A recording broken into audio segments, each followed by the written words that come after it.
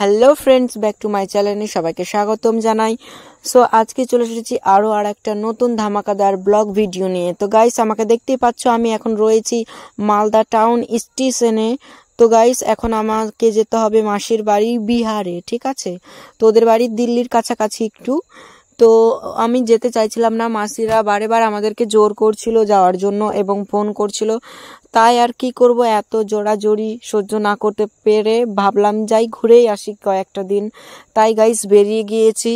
আর আমি যে কাজ করি, আমাকে তো দোকানে থেকে ছুটি দিতেই চাইছিল না, তবুও মানে ওদেরকে ভালো করে বারবার করে বলে টোলে একটু ছুটি নিয়ে কয়দিনের জন্য চলে এসেছি। তো গাইস, এখন আমরা ট্রেন ধরবো। তো আমাদের ট্রেনটা আছে সন্ধ্যা 6 ঘটিকায়। তাই আমরা এখন একটু অপেক্ষা করছি, কারণ একটু আগেই চলে এসেছিলাম বলে।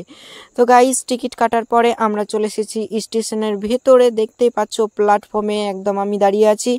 আর খুবই গরম গাইস।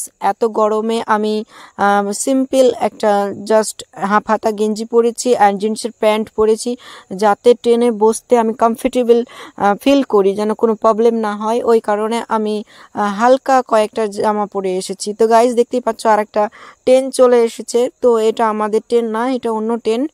তো দেখলাম যে ট্রেনটা যাচ্ছে, তো ভাবলাম একটা ভিডিও করে নিই, তাই এটারও ভিডিও করলাম। দেখতে ভালো লাগছিল, ট্রেনটা অনেক বড়টা, নতুন লঞ্চ করেছে এই ট্রেনটা আমাদের মালদা ঝলঝলি স্টেশনে। তো গাইস, এরপরে দেখো ট্রেনের উপরে উঠে গিয়েছি এবং আমি ওপরে যে সিটটা আছে সেই সিটটা আমরা গোছে নিয়েছি ফাটাফাট করে।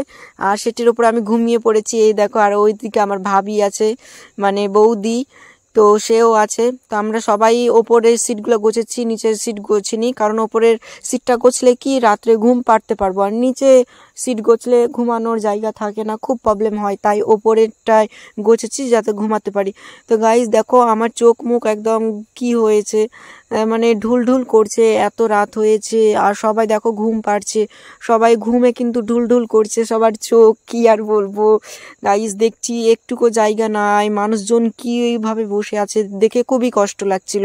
আর আমি কিন্তু ওপরে বসে বিন্দাস কিন্তু একদম ঘুম পাড়ছিলাম। আর গাইস, দুঃখের বিষয় হচ্ছে যে এখানে ঘুমাতে আমি যেখানে ঘুমিয়ে আছি ওইখানে আরেকটা লোক এসেছিল ঘুমানোর জন্য। আর এসে আমার পকেট থেকে 350 টাকা চুরি করে নিয়েছে। ট্রেনের এগুলোই প্রবলেম, চোর চামারি বেশি থাকে।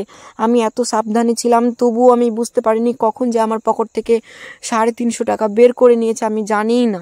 তো কি করার, নিয়ে নিয়েছে। তো গাইজ, ফাইনালি কিন্তু ট্রেন থেকে নেমে 2 দিন আমাদেরকে ট্রেনে থাকতে হয়েছে। 2 দিন পর ট্রেন থেকে নেমে চলে এসেছি মাসিদের বাড়ি। আর এটা হচ্ছে মেশো, ও কিন্তু ওদের ভুঁসটাকে স্নান করাচ্ছিল। আর এই ফলগুলো খুবই ভালো লাগে। আর এখানে দেখো মাসি এবং মেশো দুজনেই কাজ করছে বাড়ির। আর আমি একটু ঘুরে সবকিছু দেখলাম।